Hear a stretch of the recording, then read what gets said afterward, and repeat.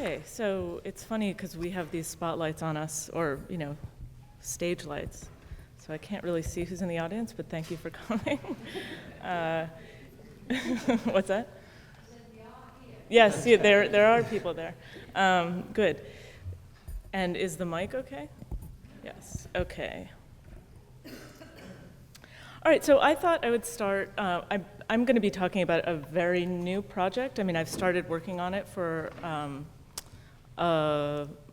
maybe a year or so, but I'm really still formulating the thoughts about how it's going to come together. So actually, Roundtable is a great way to present a new project like that, and I welcome all kinds of criticism and suggestions. I thought I would start with a popular book that I think many people are reasonably familiar with, which is The Omnivore's Dilemma by Michael Pollan. And the first chapter of that book, he begins by talking about corn. It's obviously a book about food, and the problems of food, particularly in American culture. And his first chapter, not the introduction, but begins by talking about the Maya, who he says call themselves the corn people, or think of themselves as the people of corn. And then he sort of jumps forward to the present and begins to present this sort of startling fact that, in fact, Americans in the US are the corn people, because 25% or so of the products in any supermarket are basically corn-based in one way or another, not to mention other non-food items, packaging, and so on. And there is surprising amounts of corn in things like cattle feed and so on. So he says, if you are what you eat, what we mostly are is corn, we being Americans in the US. So I thought I would start with that partly because the Maya, he invokes the Maya, which are close to JCB interests at the Archive of the Americas and so on, but also because that book, while very popular, has very little history in it.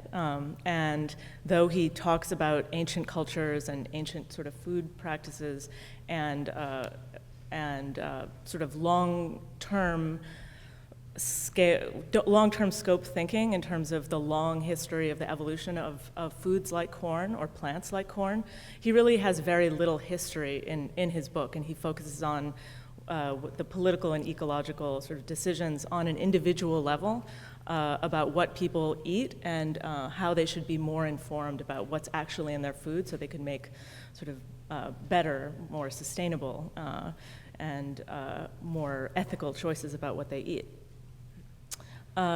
What I want to do in my new project, which I've called tentatively Fodder for Empire, Feeding People Like Other Animals in the long 18th century, is to take the industrial food system sort of as an endpoint or as an inspiration for thinking about food, and particularly food that becomes industrialized, or plants that become integrated and integral to the industrial food system in the late 19th and 20th century from a longer perspective, and particularly from an imperial perspective. Which I don't think there is a lot of good food history out there that does such a thing, that problematizes the politics and maybe the political economy of the modern food system in terms of other periods in which large-scale thinking about producing food in abundant quantities or addressing issues of scarcity, which is sort of what the industrial food system does very well. There are other periods of time in which these problems came to the fore, and that's the kind of question that I'm pursuing in this project. So Fodder for Empire is going to look at the sciences of food and nutrition in Britain and the British Empire in the long 18th century, especially after the 7 Years' War and through the Napoleonic Wars. And it seeks to understand when, why, and how food security first became an object of government planning, of policy, and of scientific interest, a sort of a domain of scientific expertise. I think that, I want to propose in this project that the first time that this really became an object of scrutiny was in the British Empire after the massive expansion of colonial territory, after the British triumph in the 7 Years' War, when you have many dependent populations scattered in far-flung places around the world that need to be provisioned, not to mention the sailors, the soldiers, and the new settlers that are sent to these kinds of places. So provisioning becomes a sort of an explicit object of interest among policymakers and naturalists in this period of ongoing military conflict, especially with France, and also rising rents and food prices, serious harvest shortfalls, and renewed debates about provisioning about regulating the Atlantic provisions trade, especially after the American Revolution, when supplies are cut off from basically from the United States to the British Empire. Where will the British Empire get wheat, for example, or meat? So on the one hand, you have the dramatic expansion of territory, the realignment of colonies who are suppliers to the empire, and you also have, in the second half of the 18th century, the rise of abolitionist thinking, so that the people who are going to be working to produce food, potentially, especially in plantation colonies, are the new object of the interest of of a rising welfare state, you could say, not just of abolitionists, but they become swept into the idea that the state has to take care of its subjects writ large. So responding to these imperial crises of land and labor, men associated with the Royal Society, the British Board of Agriculture, the Navy, and other prominent agencies became intrigued with a range of policy proposals for providing cheap, densely caloric food to slaves, prisoners, orphans, laborers of various kinds, and also animals. And I think the most famous example of this is breadfruit, of the scheme to transport breadfruit from the South Seas to the Caribbean plantation colonies. But in fact, there are many other proposals that go along with that one. That's sort of the most sensationalized because of Bligh and the bounty. But wild rice, as I've written about recently, I think can be thought of in the same way as breadfruit for cold climate places, how to provision cold climate colonies in a sort of sustainable way, to use an anachronistic term. And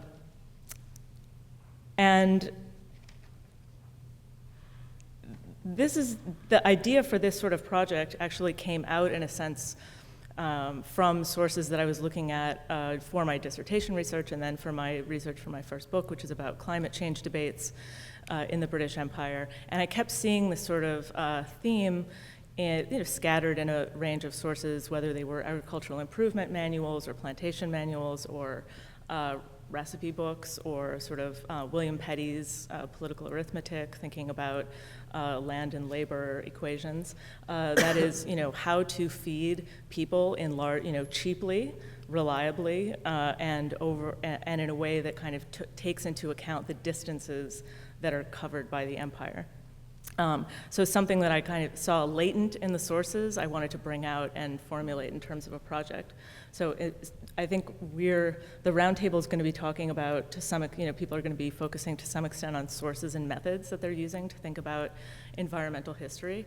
And so far, to me, the sources that I'm using are fairly conventional, printed sources, advice literature, policy proposals, and so it's just sort of settlement schemes and so on. But I'm interested in thinking about other sources I can use to address this project. So I thought I'd just give you a sense of some of the key examples that I've seized upon that gave me this idea, which essentially are ideas in which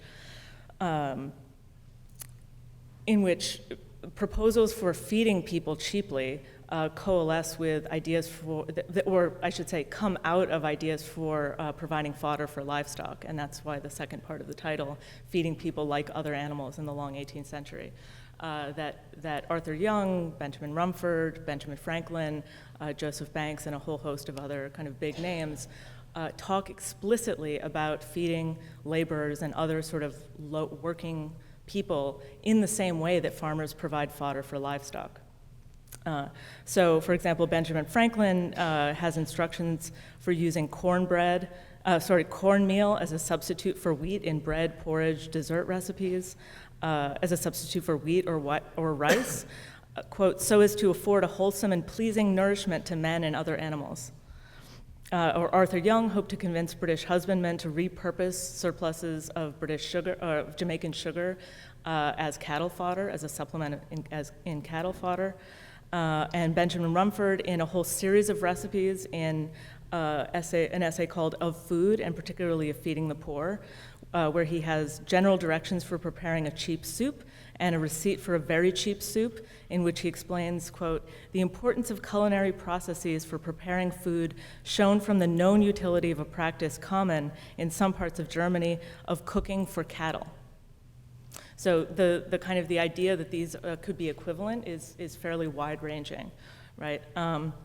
And since my time is basically up, and we're giving very quick presentations, I just wanted to point out that in books like Omnivore's Dilemma or Fast Food Nation and other sorts of critiques of the industrial food system, the idea that people are eating, that humans are made of corn or eating things that like cattle feed, essentially the same as cattle feed, or that cows are fed corn, which is not, naturally what they eat, which is grass, of course.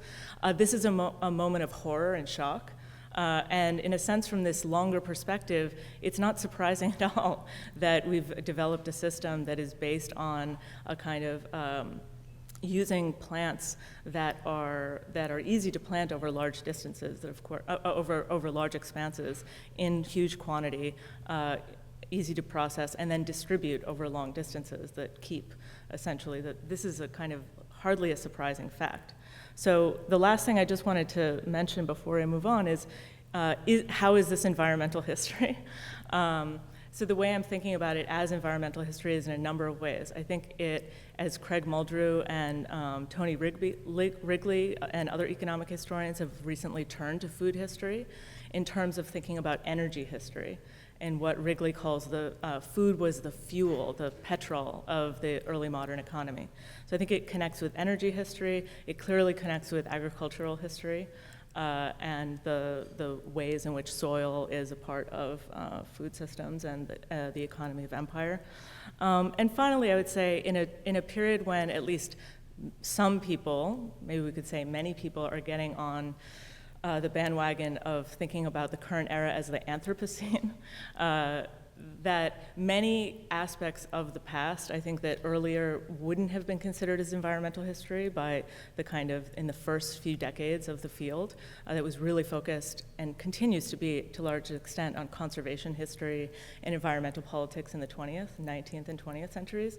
Now I think a whole range of topics are going, it's easier to explain how something like food history, for example, or maps, or disease, or other kinds of topics very clearly become part of an analysis that requires you to think about the ecological framework of what otherwise might be thought of as military or political or imperial history.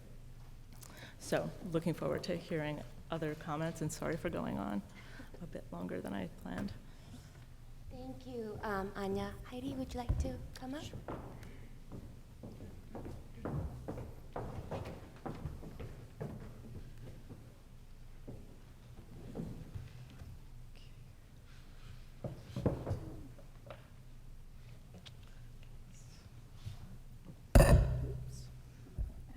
So I have to apologize for using my laptop to read this morning. I didn't get a chance to print out my paper, so I'm trying to balance my own laptop on top of the other one, but it should work. So I want to talk today a little bit about a current book project that I'm working on in order to address some of the central themes of this panel on environmental history. And I just want to pick up, I suppose, very briefly on some of Anya's final comments, because I guess I'd never, until relatively recently, considered myself in a formal way an environmental historian. So I think perhaps many of us are rethinking our relationship with environmental history, and perhaps actually many of us have been doing environmental history in particular ways without even, I suppose, being aware of it or identifying ourselves as such. So I want to talk a little bit about some ideas that come out of a chapter on a book project entitled Mining Places and Subterranean Spaces, Nature, Government, and Moral Debate in the Exploitation of the Underground. So I'm currently working on mining and ideas about the subterranean, about the underground in colonial Latin America, in particular on the Andean regions. And I'm interested in a range of questions, but I suppose in particular the way in which space and place played a role in shaping the ideas and discourses surrounding mining, its justifiability, the way in which it should be carried out, and thinking perhaps in particular about the imaginative construction of mining in the context of, for example, colonial frontiers, and thinking broadly about how ideas about mining connected to wider understandings of nature and environment. So the brief, I suppose, little vignette that I want to present this morning comes from a chapter that looks at what I describe as the subterranean dimensions of 18th century debates over American nature. So I think that when we bring mining into conversation with environmental history, it's perhaps natural to think first and foremost of the damage that the extraction of precious metals has caused over the centuries on soil, on water, on air, and consequently, of course, on human health. And an excellent example of that kind of study, a very important one, is Nicholas Robbins' book, Mercury, Mining, and Empire. Now, my own attempts to connect environmental history and mining take a different approach in the sense that I'm interested primarily in how mining-related discourses in the Andes were connected to ideas and arguments about the physical environment, not just about subterranean space and its characteristics, but more generally about environments and climates in the Andes. So I'm interested in showing that colonial ideas about the natural world were enmeshed in significant and perhaps also surprising ways with discussions that emerged in relation to the mining industry in the 18th century. So I want to first turn to outlining a brief example and then go on to make a few brief comments about its possible significance. In the Andean world, as was the case in other parts of Spanish America, the second half of the 18th century brought widespread reforms to revitalize the flagging mining economy, but also growing interest where Crown and colonial policy were concerned in encouraging the development of agriculture and the exploitation of a whole range of natural resources beyond precious metals. Debates over economic policy and practice were very often framed by discussions over the qualities of climate, of soil, and geography, and so forth. And one particular notable example of this kind of forum is the patriotic Peruvian journal, Mercurio Peruano, published between 1790 and 1795. Now, one Lima-based intellectual and prominent contributor to this journal, José Javier Baquijano y Carrillo, was an individual who championed the cause of mining, arguing that the qualities of land and climate were so hostile to agriculture that mineral extraction was really the only viable option. He claimed that in Peru, most lands, to quote, reject active attempts at agricultural production due to the very nature of the land, climate, and location.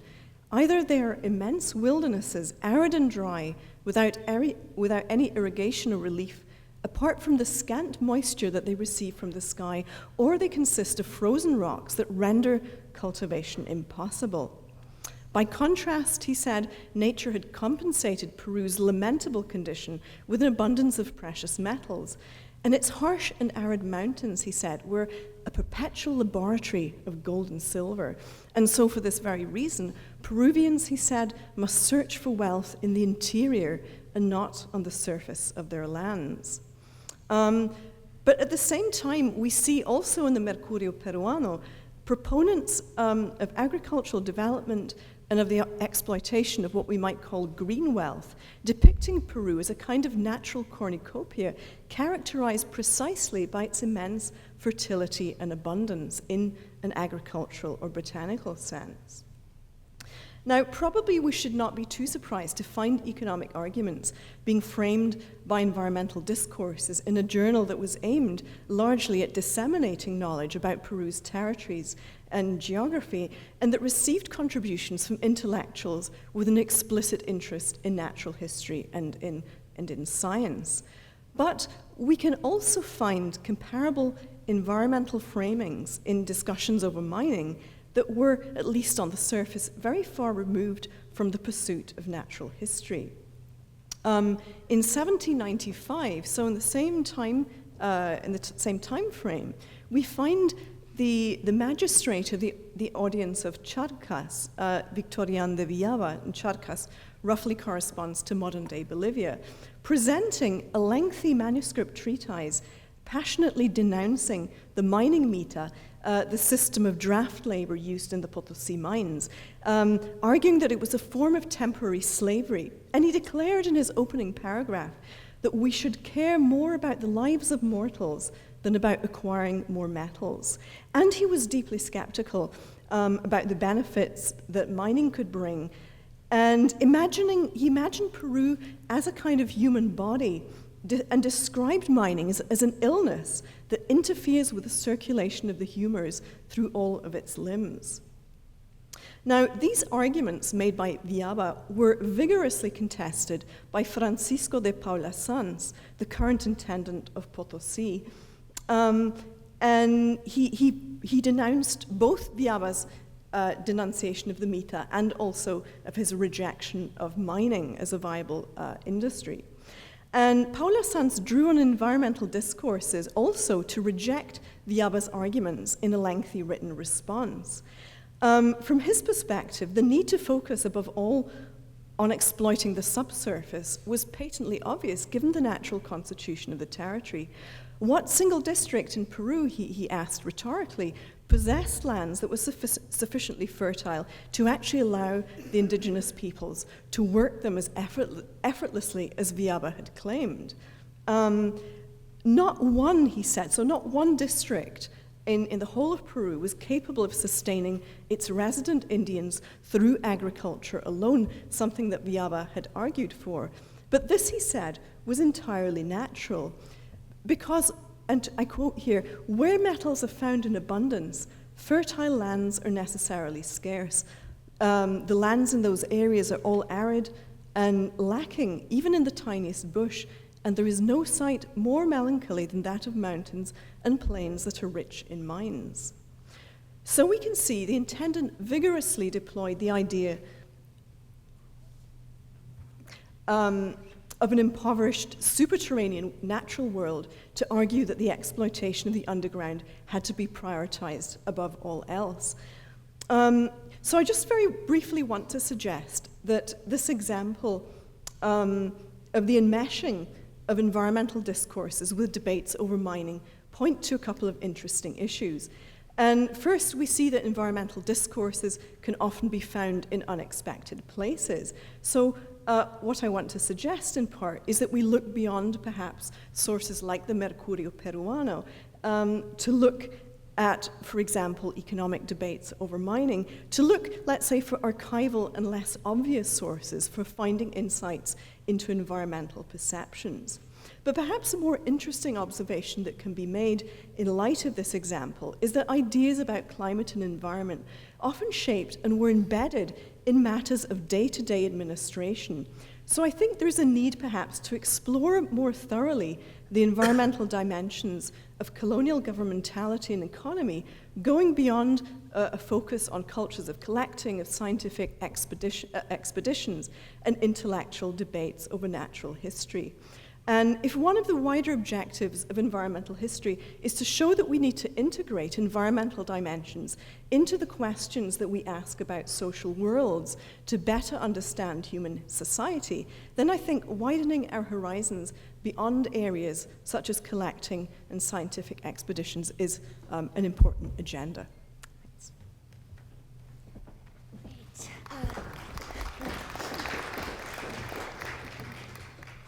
Thank you, Heidi. So Mark Molesky is next. Let me make sure that we have this going. Looks like it lost the image there.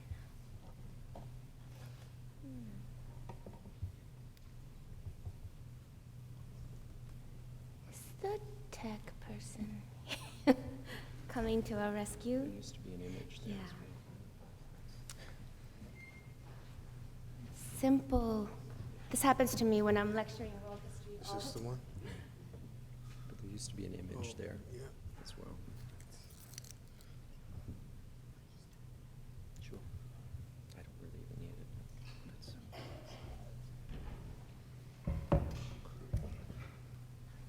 It's just we lost the image. Okay. Thank you. This one forwards it. Yeah. This one brings it Okay. back. There used to be an image here, but I don't know what happened to it in the last 10 minutes. I'd like to thank the panel and conference organizers for inviting me, and at least on some level, thinking that I'm trendy. When I began this project that I've been working on for several years, a history of the Lisbon earthquake disaster of 1755 and its impact on European culture, not only didn't I realize that I would be doing environmental history, I had little understanding about how important it would be for me to gain a grasp of the science surrounding what I now realize was an exceedingly complex seismic and environmental event. Now, for those of you who aren't acquainted with the Lisbon earthquake, on November 1st, 1755, All Saints' Day, at about 9:30 a.m., a fault line off the southwest coast of Iberia ruptured, causing a massive earthquake between, we estimate, 8.5 and possibly 9.2 on the moment magnitude scale, the largest earthquake to impact Europe in the last 10,000 years. Because it was a megathrust earthquake, it caused a massive tsunami, and there you see the little star in the center is the approximate epicenter. Waves from this tsunami not only hit Portugal, Spain, and Morocco, they went all the way to the British Isles, Newfoundland, the Caribbean, across the equator, and smashed into northeastern Brazil. In Lisbon, there was also a massive fire caused by this that I'll be talking about a little bit later. My initial naive thought was that I would read a few books on earthquakes, tsunamis, and large fires, boil down the important points about each phenomenon, insert a few paragraphs in the appropriate places in the manuscript as background, and that would be that. It was really, I thought, a question of being thorough. I now realize that my scientific understanding, such as it is, of what actually took place on All Saints' Day, 1755, informs much of the book, and not merely those passages which deal explicitly with the physical nature of the disaster. Take, for example, my assessment of eyewitness accounts of the disaster. Not only do I need to have a solid grasp of what my historical actors believe they were experiencing and why, I have to, as best I can, understand what they are experiencing. This context helps to illuminate their accounts in all sorts of ways. And in the end, modern readers demand a scientific explanation for what is occurring. Now, in the case of the Lisbon earthquake, there is a serious discrepancy between what people thought was happening to them and what was actually happening.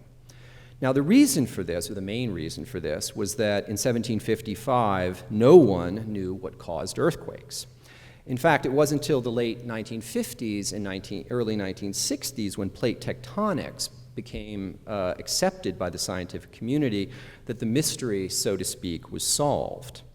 So if I may, I'd like to read a short passage from my manuscript to give you a sense of the kind of source analysis that I'm engaged in.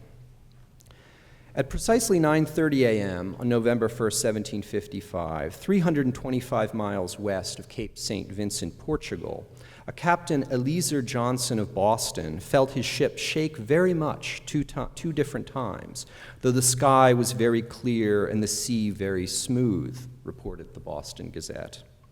The first shock lasted 2 or 3 minutes. Then about 3 minutes later came on the second, which lasted about 2 minutes and shook Johnson's ship to such a degree that it unhung the card of his compass, then in the binnacle.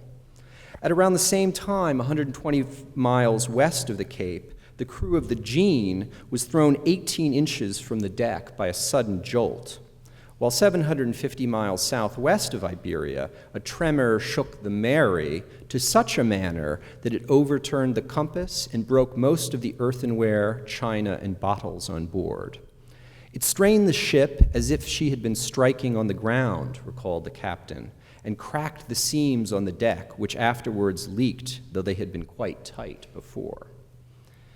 It's significant, I think, that both the sailors and the editors of the Boston Gazette were confused by what was happening. The unexpected shock or jolt occurred in relatively calm seas with no strong winds.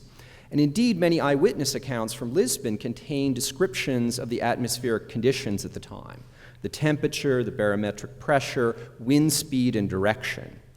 And while none of these variables were believed to be the leading cause of earthquakes in the 18th century, underground fires and exploding gases in subterranean caverns were, they did overlap with Aristotle's view that earthquakes were caused by wind flowing through underground caverns. And so, in the absence of any concrete or convincing evidence that explained earthquakes, Aristotle's caverns were joined with more recent research on volcanoes and underground thermal dynamics and phenomenon. Now, what caused the shocks to those ships in the North Atlantic? Well, most likely it was the arrival of the first seismic waves from the earthquake, more specifically P waves or body waves. These are the fastest of the seismic waves, and they would be followed by other waves, S waves, Raleigh waves, and Love waves, and then about a half hour later, the tsunami arrived.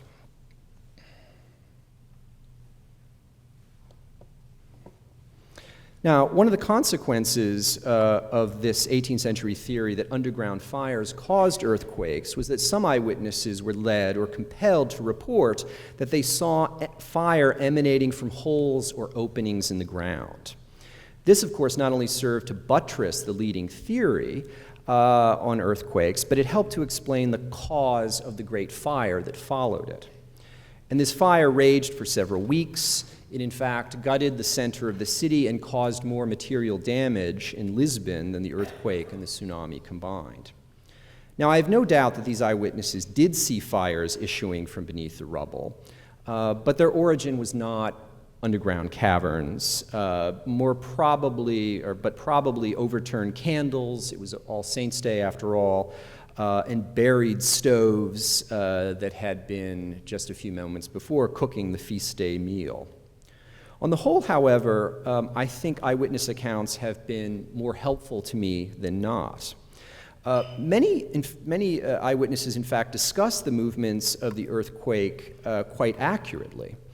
Some describe buildings swaying like ships on the sea. Some describe sort of vertical movements. There was a priest who was giving confession, and he said, he was in the confessional, and he felt the ground sort of pushing up from his, and that's exactly these different waves that I described have different effects on human beings and buildings. And if you learned a little bit about earthquakes, you can sort of identify what exactly they are experiencing. One eyewitness even said that he heard the stones in the walls of his house grinding against each other. Now, I thought this was an exaggeration, a kind of a literary flourish. But on August 23rd, 2011, I was sitting in my apartment in New York City, my chair, writing a book on the earthquake, and I felt the building move. And I had no idea it was an earthquake. I learned that later. But I could hear, because I was at the corner of my apartment, I heard what I thought were bricks grinding against each other. And I talked to a seismologist later, and she said, you probably did experience that. Ultimately, eyewitness accounts of the fire enabled me to make what I believe was an original discovery. In general, survivors of the earthquake were awed by the fire, which followed the earthquake. Many provide graphic and detailed descriptions of it. Intense heat that they could feel hundreds of yards away, a strong and steady wind, showers of ash, and the curious comment that at night, hundreds of meters away, the brightness from the fire was such that people could read from it. And when I began to consult the literature on large fires, I realized that the eyewitness accounts were describing the elements or the ingredients of a firestorm. That is, a fire that under the right conditions becomes so hot that it creates its own wind system. It literally sucks the surrounding oxygen into it, in some cases asphyxiating people who are actually several hundred meters away from the fire. And hence the strong winds that are reported over and over by these eyewitnesses. And if you've ever been to Lisbon, the Baixa, you see it as kind of a bowl shape. There are all these hills. That's a classic topographical place for a firestorm to occur. Yet when I consulted the lists of the Great Firestorm, Lisbon was not on any of them. Presumably because it had been overshadowed by the great earthquake that has always defined this disaster. So my theme is a simple one. When historians are grappling with events like catastrophes, a dialogue between the sort of historical sensibility and science is not only crucial, it very quickly becomes inevitable. Thank you.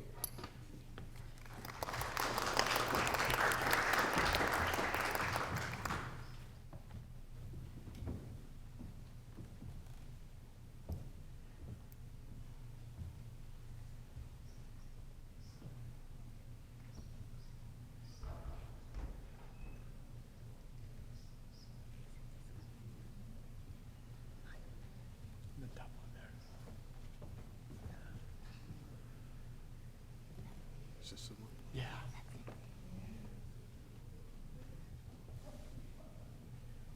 Cool. All right. This one forwards it. Okay, great. Thank you. All right. Hi, everybody. Thank you. Thanks very much, Tatiana, for helping putting this together. And my name is Chris Pastore, and I'm going to talk a little bit about some of the sources. And recently, I had somebody ask me, a historian asked me, is there like a single repository or something that like environmental historians would go to, like a treasure trove or something like that, right? And I said, I was kind of shocked. I was like, no, not at all. But it's a reasonable question. And where do environmental historians get their stuff?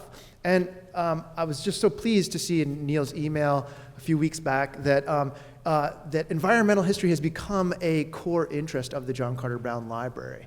And there is a lot of stuff in the John Carter Brown Library and other regional archives where we can do this environmental stuff, where we can kind of find these sources. And so I'll talk about some of my favorite sources that I found specifically at the John Carter Brown Library, and that shaped. I have a recent book that just came out called Between Land and Sea, the Atlantic Coast and the Transformation of New England.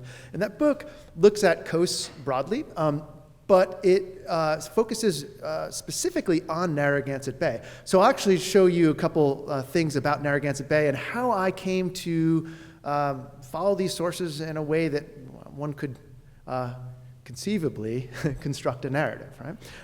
The first source here is a codex that's in the library here. It's a proceedings of the, give it the copy of the record of the proceedings of the Boundary Commission between Rhode Island and Massachusetts in 1741. And it's about colonial boundaries, right? People pay taxes, people fight over boundaries. As I started digging into this source, though, what I realized was they were trying to figure out how they understood this place, where these boundaries might lie. And what they did is they created a map, and the map was a pretty good geographic representation of this space. But they, in creating this map, they also, according to the custom of the time, created a narrative description of this map-making process, what they called from the late 17th century into the early 18th century, geodetic writing, or what we've come to know as geodetic writing. And they created it in verse. It's actually a horrible poem. But the proceedings of this Boundary Commission talk about how people understood space, how they understood it, and how it changed over time, both in terms of the memory of that space, but in terms of what they saw and what was in front of them. This poem, or if the map, for instance, kind of shows it geographically, but the poem hints at the extent to which this space was a deeply human and widely variable construct. So I was drawn toward these kind of lyrical descriptions of these places. In general, the sources that get me most excited, I guess, are those sources that give that sense of place, right? That kind of give us a picture of what things might have looked like. But in addition to seeing kind of material space, material change over time, again, I want to understand how people understood those spaces. And I love that kind of relationship between, again, how people thought about a space and how they changed it materially, and how that in turn changed what they thought over time. What I noticed with these sources is they were adding kind of contour to this coastal space. They were adding coherence. They were adding order to it. They were also adding order to the space over the top of the bay. And this is the diary of Samuel Tillinghast, that is also a section of which is at the John Carter Brown Library. And he's focusing mostly on the weather. But I wanted to know how, over this long sweep of time, how during the 18th century, at least, people understood the skies, right? And there's lots of weather diaries, but how, to what extent was Samuel Tillinghast observing the weather in terms of the conventions of London, and this kind of expanding weather watching system that was happening during the 18th century. And what we see over time is, again, this kind of systematic organization of the space over the top of the water. There's also these wonderful pictures as you can see, it's kind of hard to see because of the light, but there's also these wonderful pictures kind of peppered throughout the diary, and it's unclear whether he did them or maybe one of his kids or something like that did them, but they're just fun to look at. Lastly, I'll show you this map. This is the map that we all got as a wonderful gift from the library, but this map kind of had its roots in the middle of the 18th century when Samuel Holland was hired by the Board of Trade to survey the northern sections of continental America. And one of his deputies, this guy Charles Blaskowitz, in 1964, he comes to Narragansett Bay to start, 1764, comes to Narragansett Bay to start surveying it. In this early survey, there's a written report that goes along with it, possibly created by the colonial governor of Grenada, Robert Melville, in which he's describing the bay in great detail, talking about the bay as an excellent man-of-war harbor. He talks about the farmers. He said there's excellent soil with the highest state of cultivation, and that Narragansett Bay was filled with men of science. It had a wonderful library in Newport, and society was, quote, much better informed in general literature than any I have met with in any part of the world, right? So it's a map, all right? But the process of creating the map, how it was understood by those who were in conversation as they were creating it, was incredibly revealing to me. And what we see is through the 1760s and 1770s, tensions rising between colonial Rhode Islanders and British authorities, particularly those revenue cutters that are trying to impose the rules on Rhode Islanders. In 1772, the Gaspé actually, partly because of a lack of knowledge about the bay, runs aground off of Warwick Neck. Rhode Islanders burn it to the waterline, and this perhaps encourages or informs the Board of Trade's decision to have Blaskowitz return for this more detailed map. And in October 1774, he begins the second more comprehensive survey. And December 1775, British troops occupy Newport, and this map, or an early version of this map, is created in 1776.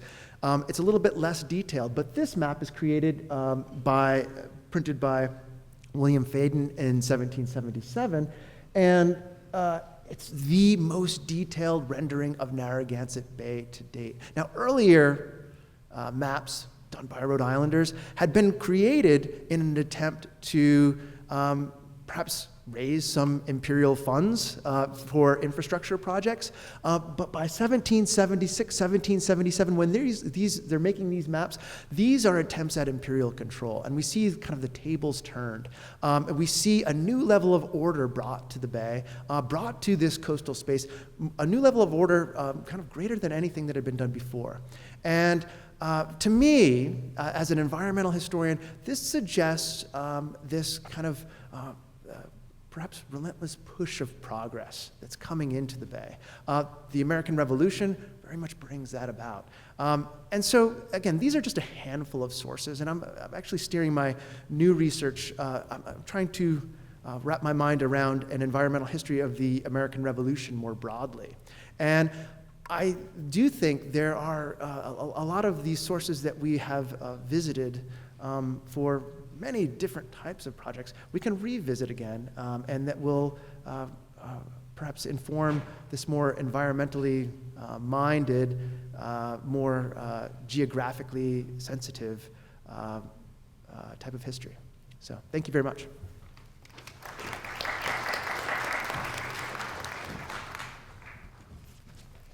So let's see if I can get my own up.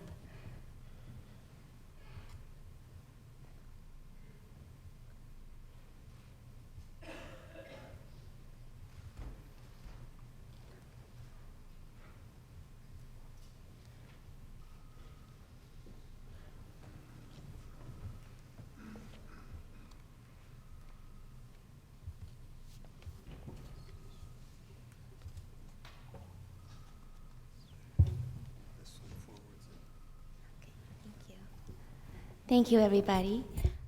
Before I begin, I just wanted to call attention to Christopher's book that he mentioned. It's a beautiful hardcover from Harvard, and it really does explain beautifully what we can do in terms of transforming documents that you might find at the JCB into a wonderful narrative.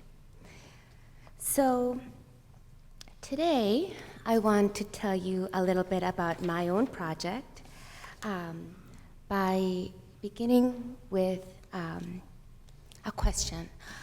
What is the river today?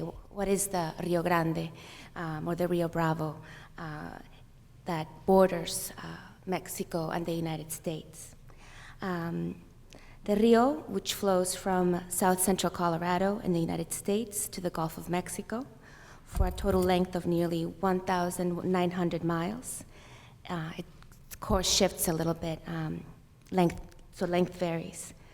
According to a recent New York Times article, it's now merely a trickle. The wide roaring river described in the historical record is no more. Now, as some of you know, I'm writing a book about indigenous trade networks between the Rio Grande Valley and the highlands of Mesoamerica, which I'm calling the Indian Camino Real. This long-standing native route crossed the Rio Grande, so part of my project seeks to reconstruct the ways this wondrous river shaped commerce.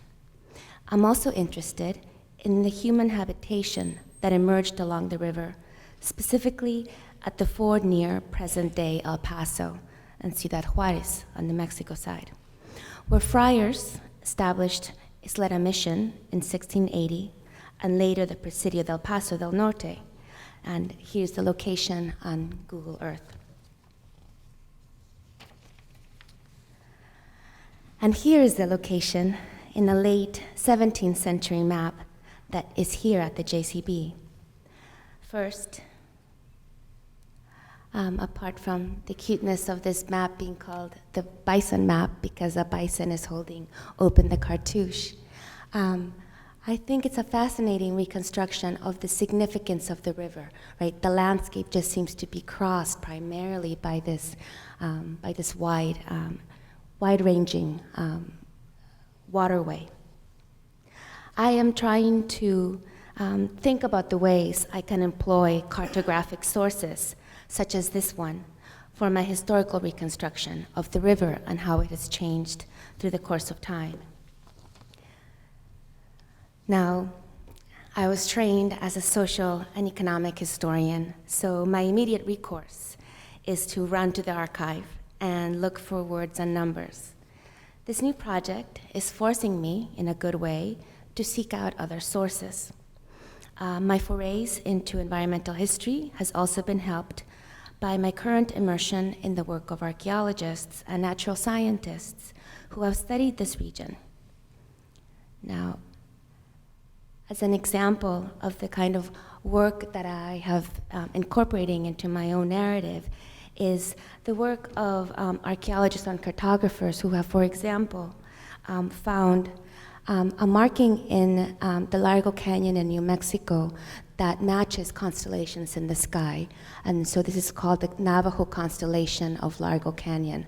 So at some point in the past, probably around 1500, Navajo peoples carved out parts of the canyon to match what they saw in the sky, which I think is, quite incredible. Now, today, I want to show you some of the documents and printed sources that I'm still tied to, the latter being part of what I did here at the JCB in the fall. So here are some of the sources that I did when I was working in the archive over the last couple of summers. I transcribed official correspondence, I looked at property records, both in Mexico and Spain. And here at the JCB, I looked at a lot of printed reports, such as by a friar, Alonso Benavides, and by John Bartlett, that we heard a little about yesterday, being related to the John Carter Brown Library. He was the commissioner of the boundary that divided the United States and Mexico after the Mexican War. So first, to begin with Alonso Benavides, he's particularly well known because his letter to the king was printed shortly after it arrived in Spain, and then it was translated in the 19th century into English. So a lot of people who have studied the Pueblo region have used Benavides to find out about the indigenous peoples who were living there at the moment of contact. Now, Benavides' report, I quote here in the Spanish, tells us some ethnographic information that is quite interesting about the Mansos Indians. And we learn from him that the Spaniards, on arrival, relied on the Manso people who had established settlements along the river for food, right? There is some mention here that the Mansos were calling in the Spaniards into their rancherias to ask for food. But the real point, right, the Spaniards had walked from Mexico City. They were hardly having a lot of food to share with the indigenous people. The Spaniards were the ones that asked to be fed by the Manso people. And so here he says that they very generously gave them fish and ratones, which I'm not sure what that would be in terms of the flora and fauna of the region. Ratones is mouse. To think about these sources, I'm also trying to figure out why it is that the Spaniards choose to establish key posts, presidios, along the river. And I'm trying to show that the Spaniards were, as in many parts of Spanish America, very strategic in identifying the places that were already points of commerce for indigenous peoples. They were, in almost all regions, Spaniards followed indigenous pathways. And so they also established missions and presidios at points where indigenous people had already identified as being important. So here is Benavides saying that it would be a wonderful idea to establish here at El Paso a small mission of 3 or 4 religious friars and some 15 and 20 soldiers, right? So that in that way they could secure the Camino every year, every time that the merchants from Mexico City tried to go up to Santa Fe. Another kind of record that I've used is a letter. A whole report was written after the Pueblo Rebellion, the Pueblo Revolt, also called, in which the people of Santa Fe, the ones who were driven out by Pueblo people, moved to El Paso, and from there they tried to reestablish a kind of colony. And they begged on a yearly basis for more resources from the Viceroy in Mexico City. And so part of what they complain about at El Paso is how they struggle with the flooding plains of the Rio Grande. So by reading their descriptions of their attempts at having settled agriculture in the region and learning from the indigenous peoples who live there on how to control the waterways and establish channels, you get a sense of the Spaniards, even though they have just been driven away from the Pueblo region, are once again returning to El Paso and depending on people there to try to adjust to establishing a settlement in El Paso and trying to survive. I mean, there's a kind of famine that happens during these years. Now, the Spaniards, as we know, returned to Santa Fe and El Paso as a large settlement doesn't occur. But it's another instance in which, in the correspondence of colonists, you get a sense of the Spaniards learning from indigenous people about how to deal with the land that is affected by the flows of the Rio Grande, which at the time is over and over described as being a roaring river. Now, if we fast forward a couple of centuries to John Bartlett, he wrote a wonderful personal narrative of his journey. And he, as the head of the U.S. Boundary Commission, all of his papers are here at the JCB, by the way, and it's a treat to see the correspondence of this man as he's traveling across the continent, trying to map out the new territory that the U.S. has acquired from Mexico. He's wonderfully descriptive. So at mid-19th century, we learn that the status of the river was still hundreds of feet wide. Right?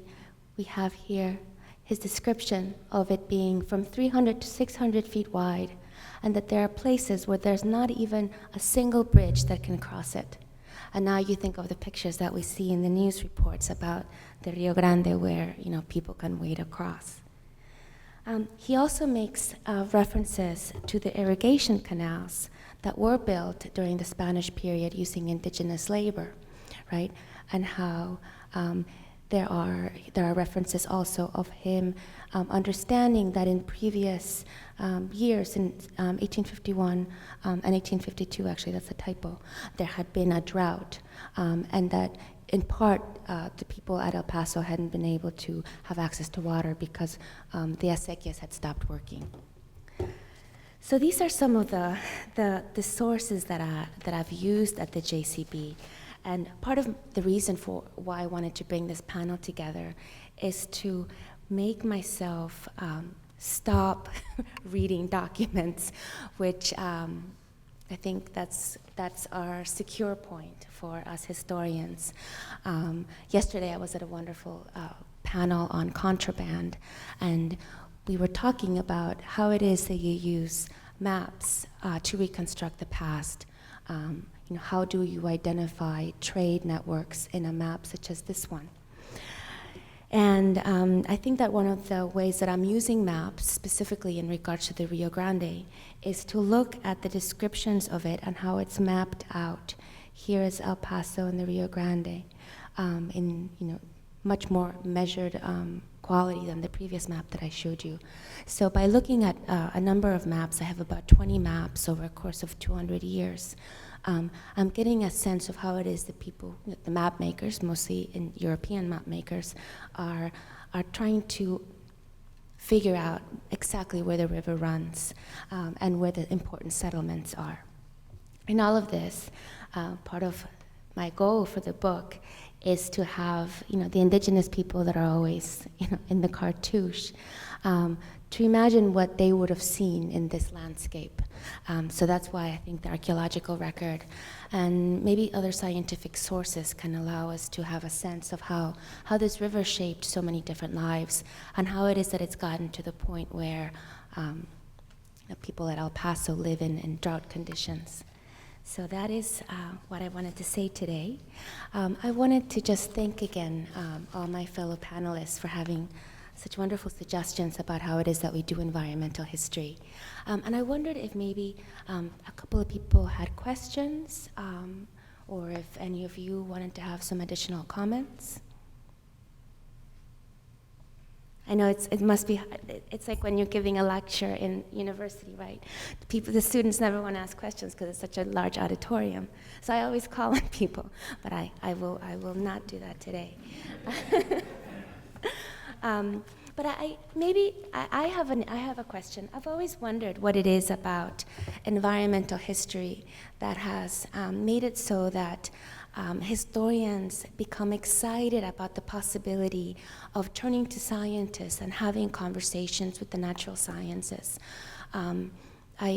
I've never really done environmental history. I've just kept up with the literature, and now I'm trying to do it a little bit for this project.